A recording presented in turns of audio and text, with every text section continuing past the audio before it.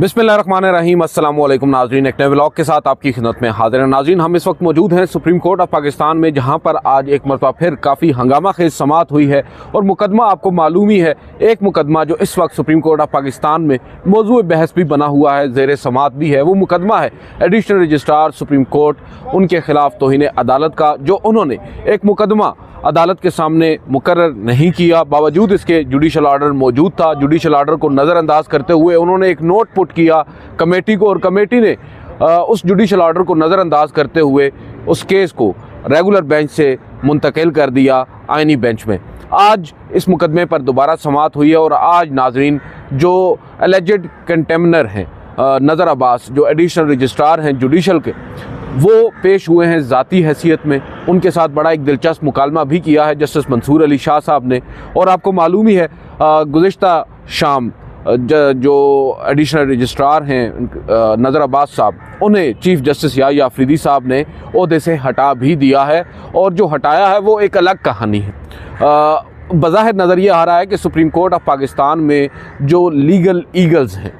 उन्होंने आपस में सींग फंसा लिए हैं। एक जानिब जनाब याह्या अफरीदी हैं तो दूसरी जानिब मंसूर अली शाह हैं। दोनों ही आमने सामने खड़े हैं और पसे पर्दा क्या कुछ चल रहा है उस बात का अंदाज़ा आप लगा सकते हैं मौजूदा केस से। मौजूदा केस में जो आज ऑब्जर्वेशंस आ रही हैं और जो गुज़श्ता रोज़ जस्टिस याह्या अफरीदी साहब ने इंतज़ामी ऑर्डर पास किया है, बज़ाहिर अब नफ्स की गेम है। देखते हैं इस पूरी गेम में आगे कौन बढ़ता है और कामयाब कौन होता है। एक और बड़ी अहम डेवलपमेंट नाजरीन आज हुई है। Attorney general for Pakistan Mansoor Usman Awan, वो भी आज कमरा अदालत में मौजूद थे, उन्होंने भी कुछ बातें कही हैं। अब ज़रा आ जाते हैं असल मुद्दे पर। जब समात का आगाज़ हुआ, दो रुकनी बेंच जस्टिस मंसूर अली शाह और जस्टिस अकील अब्बासी जो ही कमरा अदालत नंबर 1 में दाखिल हुए तो जो रीडर था वो पहुंचा जस्टिस मंसूर अली शाह के पास। तो उन्होंने कहा कि आज हम पहले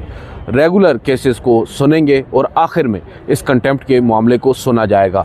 खैर, कमरा अदालत में उस वक्त सहाफ़ियों की तादाद भी कम थी। जब जजेस साहिबान आए, बवजह रात को एक गलत खबर सोशल मीडिया पर चलने लग गई, इवन मीडिया के ऊपर भी चलने लग गई कि केस को डी लिस्ट कर दिया गया है, जबकि वो एक गलत फहमी थी। मैं बारहा इस बात को ट्विटर के ऊपर मेंशन करता रहा कि ये एक टेक्निकल एरर है, अदरवाइज़ केस डी लिस्ट नहीं हुआ। और आज इस मुकदमे पर समात हुई है। जब समात का आगाज़ किया दीगर मुकदमात को निपटाने के बाद, जो अटॉर्नी जनरल फॉर पाकिस्तान है मंसूर उस्मान अवान, वो रोस्टम पर आ गए। तो जस्टिस मंसूर अली शाह ने उन्हें पहले इस केस का एक ब्रीफ सा बताया कि दरअसल बैकग्राउंड है क्या, इस केस में हुआ क्या है। हमने बैठकर एक ऑर्डर पास किया और उस ऑर्डर को नज़रअंदाज करते हुए कमेटी ने किस तरह मामला भेज दिया, बेंच तब्दील किया गया। वो सारे फैक्ट्स उन्होंने अटॉर्नी जनरल के सामने रखे ताकि आसानी से वो इस मामले पर अदालत की मुआवनत कर सकें। बहरहाल जो सवाल है बुनियादी जस्टिस मंसूर अली शाह ने उनके सामने रखा कि क्या जो मुकदमा एक बेंच में सुना जा रहा है और उस मुकदमे में एक जुडिशल ऑर्डर भी आ चुका है, क्या उस मुकदमे को कमेटी विदड्रॉ कर सकती है। हम इस नुक्ते पर आपसे दलाइल चाहते हैं। उस पर अटॉर्नी जनरल ने आज वही मौक़िफ़ अपनाया जो गुज़िश्ता रोज़ additional attorney general Aamir Rehman ने दौरान समात अपनाया था। उन्होंने भी कहा कि सर्टन लिमिटेशंस हैं जो कंटेम्प्ट का लॉ है और कंटेम्प्ट के जो प्रोसीडिंग्स हैं उनकी, आप ज़ाहिरी बात है उन कंटेम्प्ट के प्रोसीडिंग्स में कंटेम्प्ट की हद तक ही ख़ुद को महदूद रख सकते हैं, आप उन लिमिट्स को एक्सीड नहीं कर सकते। जिस पर जस्टिस मंसूर अली शाह ने कहा कि आपकी बात बिल्कुल दुरुस्त है, हम इस बात से बिल्कुल वाकिफ़ हैं, लेकिन ये भी देखना है कि आपके जो रजिस्ट्रार साहब गुज़िश्ता रोज़ इन एडिशनल रजिस्ट्रार की जानिब से या इनकी जगह पेश हुए, उन्होंने एक डिफेंस लिया था और वो डिफेंस ये था कि कमेटी का फ़ैसला है और कमेटी का फ़ैसला जब है तो हमने यही तय करना है कि क्या कमेटी ये तय कर सकती है केस वापस लेना है या नहीं, इस वजह से कंटेम्प्ट में ये मामला आ रहा है। तो उस पर अटॉर्नी जनरल ने एक स्टेप फर्दर आगे लिया और उन्होंने कहा कि इस पर आपको ये भी देखना होगा कि क्या जो डिफेंस है जिसकी बुनियाद पर आप इस केस को आगे लेकर चल रहे हैं, क्या वो रिटन फॉर्म में आपके पास आया है। तो मंसूर अली शाह साहब ने कहा कि बिल्कुल, हम नज़र अब्बास साहब को बुला लेते हैं। नज़र अब्बास साहब जो पीछे बैठे थे वो आ गए रोस्टम पर और उन्हें डायरेक्ट किया कि आप रिटन फॉर्म में अपना रिप्लाई हमारे सामने पेश करें कि क्यों कर ये मुकदमा जो है हमारे सामने मुकर्रर नहीं किया गया, बावजूद इसके कि हमने ऑर्डर पास किया था अकील अब्बासी साहब ने उनको कहा कि ये बताया गया है रजिस्ट्रार की जानिब से कि आपने एक नोट पुट किया था कमेटी को, कमेटी ने ख़ुद से इस मामले को टेकअप नहीं किया, तो ये तमाम बातें आप अपने जवाब में लिखें। इसके अलावा नाज़रीन जो अटॉर्नी जनरल हैं उन्होंने एक और सवाल जो उठाया है वो वही सवाल है जो कल हम भी एड्रेस कर चुके हैं। अमाइकस कुरैशी जो अदालती मुआवनीन मुकर्रर किए गए थे इस बेंच की जानिब से इस मुकदमे में, एक हामिद खान साहब जो कि पाकिस्तान तहरीक इंसाफ के हैं, दूसरे मुनीर मलिक साहब, अगेन ये दोनों वही वकला हैं जिन्होंने 26वीं आईनी तरमीम की वायरिस को भी चैलेंज कर रखा है वन वे और दी अदर, या कोई पटिशनर है या फिर वकील। उस पर जो अटॉर्नी जनरल ऑफ पाकिस्तान ने कहा कि बसद एहतराम मेरे दोनों ही सीनियर्स हैं और बहुत ही काबिल वकला हैं, मगर तासुर ये जा रहा है कि ये दोनों वकला जो हैं इन दोनों ने इन अमेंडमेंट्स को चैलेंज कर रखा है, लिहाजा जो पार्शियलिटी होती है, इम्पार्शियलिटी होती है, उसके ऊपर सवालात हैं। उस पर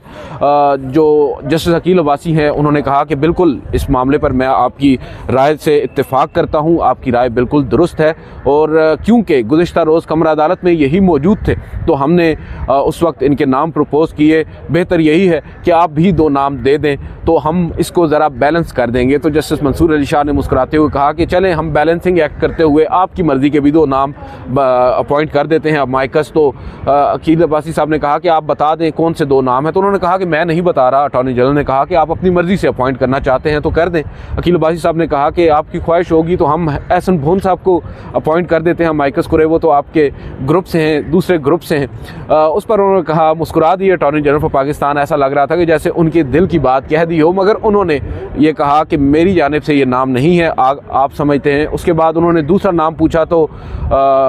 जस्टिस मंसूर अली शाह ने ख़ुद से ये कहा कि क्यों ना हम ख्वाजा हारिस साहब को अमाइकस इस केस में मुकर्रर कर दें, तो उस पर भी अटॉर्नी जनरल ने एतराज़ नहीं किया। यूँ नाज़रीन जो दो मज़ीद अमाइकस कुरैशी हैं या अदालती मुआवनीन हैं उनको मुकर्रर कर दिया गया है, ख्वाजा हारिस एडवोकेट और हम जो एहसन भोन है, और उन दोनों को ही ऑफिस को ये डायरेक्ट किया गया है कि इन दोनों को इंटीमेट किया जाए और कल यहाँ पर सुप्रीम कोर्ट इस्लामाबाद में या फिर वीडियो लिंक के ज़रिए वो अदालत में पेश हों और अदालत की मुआवनत भी करें। जहाँ तक ताल्लुक़ है जो क्या नाम है नज़र अब्बास साहब का, जो एडिशनल रजिस्ट्रार हैं जिनके गिर्द ये पूरा केस घूम रहा है, क्योंकि नज़र अब्बास साहब ही हैं जिनका कंधा इस वक्त इस्तेमाल हो रहा है माजरत के साथ, क्योंकि सबको मालूम है उन्होंने क्या किया है और उनका कितना इख्तियार था, उन्होंने जो कुछ भी किया है वो कितने ज़िम्मेदार हैं। मगर फिर भी अब मालूम यही हो रहा है कि जो दो, मैंने जैसा कि पहले कहा कि लीगल ईगल्स हैं, उनकी लड़ाई में अब जो पहली कुर्बानी तो गुज़िश्ता रोज़ दे दी है या अफरीदी साहब ने रजिस्ट्रार साहब की, एडिशनल रजिस्ट्रार साहब की, आज उसी कुर्बानी को का जिक्र करते हुए जस्टिस मंसूर अली शाह ने उनसे कहा, जो कि मास्क लगाए माइंड यू नाज़रीन आज आए थे एडिशनल रजिस्ट्रार साहब, उन्होंने कहा कि आपके साथ भी बहुत कुछ हो गया है, आपका पता नहीं इतना ताल्लुक़ था इस सब में, मगर आपके साथ भी बहुत कुछ हो गया है। इसका मतलब वो ये कहना चाह रहे हैं कि आपको भी ओहदे से हटा दिया गया है। जो गुज़िश्ता शाम एक एलामिया जारी किया गया था सुप्रीम कोर्ट ऑफ पाकिस्तान की जानिब से, उसके मुताबिक जो एडिशनल रजिस्ट्रार हैं उनको ओहदे से हटा दिया गया है। और अब नाज़रीन मैं अगर उसके कॉन्टेक्स्ट पे आऊँ तो हटाना, बहुत से लोग तो शायद ये समझ रहे होंगे कि शायद तौहीन अदालत की कार्रवाई को देखकर अदालत ने इसका नोटिस लिया है और इस एडिशनल रजिस्ट्रार जिसके ख़िलाफ़ तौहीन अदालत की कार्रवाई शुरू हुई है, अदालत ने उसे फ़ारिग कर दिया। ऐसा हरगिज़ नहीं है। अदालत ने उसे जुडिशल ऑर्डर पर अमल पैरा ना होने के इल्ज़ाम में या जुर्म में फ़ारिग नहीं किया, बल्कि इन द फर्स्ट प्लेस इस मुकदमे को, जिस मुकदमे में ये क्वेश्चन ऑफ लॉ सामने आया कि आर्टिकल 191A के तहत क्या जो रेगुलर बेंचेस हैं वो मुकदमात नहीं सुन सकते, और इसके ऊपर एक उन्होंने मुआवनत तलब की थी वकला से। ये सवाल जो था, इस सवाल को टेकअप किए जाने के बाद और ये मामला क्यों कर रेगुलर बेंच में समाअत के लिए मुकर्रर कर दिया गया, और फिर बाद में ये सवाल रेज़ हुआ उससे, जस्टिस याह्या अफरीदी साहब ने उस बुनियाद पर उस एडिशनल रजिस्ट्रार को उसकी गलती करार देकर ओहदे से हटाया है। तो जस्टिस मंसूर अली शाह साहब ने आज राइटली कहा है कि आपकी पता नहीं कितनी गलती थी। ज़ाहिरी बात है एडिशनल रजिस्ट्रार हैं, उन्होंने अगर नोट लिखा है तो ज़ाहिरी बात है किसी ने कहा ही होगा कि एक नोट पुट करें फ़ाइल में जगह पुर करने के लिए, ताकि उस बुनियाद पर हम ये मामला जस्टिस मंसूर अली शाह की अदालत से निकालें। Otherwise justice Mansoor Ali Shah, justice Ayesha Malik और जस्टिस इरफान सादत तो दर पे नज़र आते हैं 26वीं आईनी तरमीम के, और 26वीं आईनी तरमीम ख़तरे में है। वो 26वीं आईनी तरमीम जिसके नतीजे में जस्टिस याह्या अफरीदी साहब चीफ जस्टिस ऑफ पाकिस्तान बनकर बैठे हैं और जस्टिस अमीनुद्दीन खान साहब आइनी बेंच के सरबराह बने हुए हैं, लिहाजा उनको अपनी जो एग्जिस्टेंस है उसको भी सेव करना है और उन्होंने मुनासिब यही समझा कि इस मामले को जस्टिस मंसूर अली शाह की अदालत से निकाल बाहर किया जाए, अदरवाइज़ फिर उनको भी लेने के देने पड़ सकते हैं। और नज़र यही आ रहा है कि जस्टिस मंसूर अली शाह और दीगर जजेस साहिबान भांप चुके हैं कि असल मुआजरा है क्या, और इसी वजह से इस कंटेम्प्ट के मामले में, जो कि यूजुअली होता नहीं है, वो इस मामले को भी लेकर आ रहे हैं क्योंकि उन्हें एक मौका मिल रहा है, एक जगह मिल रही है जहां से वो अपना मौक़िफ़ जो है सामने लेकर आ सकते हैं और अपना केस स्ट्रॉन्ग कर सकते हैं, 26वीं आइनी तरमीम को आड़े हाथों ले सकते हैं। गो के जस्टिस मंसूर अली शाह ने आज कैटेगोरिकली ये बात कही है अटॉर्नी जनरल ऑफ पाकिस्तान को कि ये मामला दरअसल 26वीं आइनी तरमीम का नहीं है, हम तो और क्वेश्चन ऑफ लॉ है जिसको एड्रेस कर रहे हैं, हम तो ये सवाल उठा रहे हैं इस कंटेम्प्ट के मुकदमे में कि क्या जो कमेटी है प्रैक्टिस एंड प्रोसीजर की रेगुलर कमेटी, क्या वो किसी रेगुलर बेंच से एक मुकदमा जो कि वहाँ पर ऑलरेडी समाअत के लिए मुकर्रर है, वहाँ पर जुडिशल ऑर्डर जारी हो चुके हैं, क्या कमेटी उस केस को विड्रॉ कर सकती है या नहीं। हम तो इस लीगल पॉइंट के ऊपर आपसे मुआवनत चाह रहे हैं और अमाइकस मुकर्रर कर रहे हैं, हमने 26वीं आइनी तरमीम को तो छेड़ा ही नहीं है। हाँ, अगर आपको जिस पर अटॉर्नी जनरल ऑफ पाकिस्तान ने कहा कि माय लॉर्ड आपकी बात दुरुस्त है, मगर फिर थोड़ा बहुत जो ताल्लुक़ है इसका बनता भी है 26वीं आइनी तरमीम के साथ, जिस पर अटॉर्नी जनरल जो जस्टिस मंसूर अली शाह हैं उन्होंने कहा है कि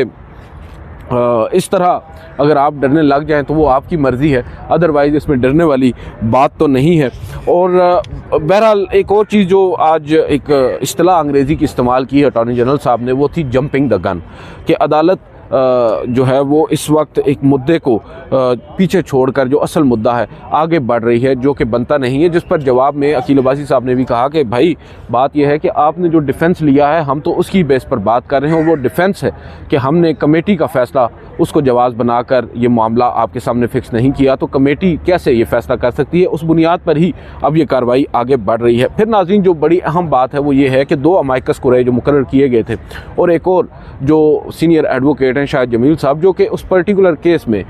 जिसमें ये मुकदमा पॉपअप जिस मुकदमे से हुआ था, वो जो आप कह सकते हैं कस्टम एक्ट का जो मुकदमा था, उसमें एक फरीक को रिप्रेजेंट कर रहे थे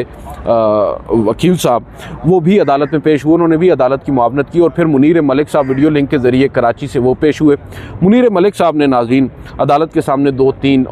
जो बुनियादी चीज़ें हैं वो रखी हैं। एक तो उन्होंने कहा है कि जो एडमिनिस्ट्रेटिव ऑर्डर होता है वो किसी भी सूरत में जुडिशल ऑर्डर के ऊपर हावी नहीं हो सकता। एडमिनिस्ट्रेटिव ऑर्डर जुडिशल ऑर्डर को ख़त्म नहीं कर सकता। हाँ, अगर जुडिशल ऑर्डर को आपने ख़त्म करना है तो उसके लिए आपको फिर एक और जुडिशल ऑर्डर ही चाहिए। जुडिशल ऑर्डर को जुडिशल ऑर्डर ही ख़त्म कर सकता है, जैसे लोहे को लोहा काटता है। जो एडमिनिस्ट्रेटिव बेंच है या एडमिनिस्ट्रेटिव ऑर्डर्स हैं वो जुडिशल ऑर्डर्स पर हावी नहीं हो सकते। इसके अलावा नाज़रीन जो फुल कोर्ट मुनीर मलिक साहब ने ये कहा है कि जो ये वाला बेंच है 2 रुकनी बेंच, ये इन इट्स ओन राइट ये कह सकता है कि इस मामले पर फुल कोर्ट समाअत के लिए मुकर्रर किया, फुल कोर्ट में ये मामला मुकर्रर किया जाए, क्योंकि अब वंस एंड फॉर ऑल इस मामले को हल होना है। और इस मामले का वाहिद हल जो नज़र आ रहा है वो यही है कि फुल कोर्ट तश्कील दिया जाए, अदरवाइज़ ये मेस जो है जो क्रिएट किया गया है ये ख़त्म नहीं होगा। एक बड़ी अहम बात जो आज मुनीर मलिक साहब ने कही, उन्होंने कहा है जो बात हम अक्सर भुला देते हैं, वो ये कहते हैं कि देखें ये सुप्रीम कोर्ट ऑफ पाकिस्तान है, सुप्रीम कोर्ट ऑफ पाकिस्तान में मुख्तलिफ बेंचेस हैं, उन्हीं में से एक आइनी बेंच है। तो ये बात हमें पहले अपने ज़हननशीं करना होगी कि जो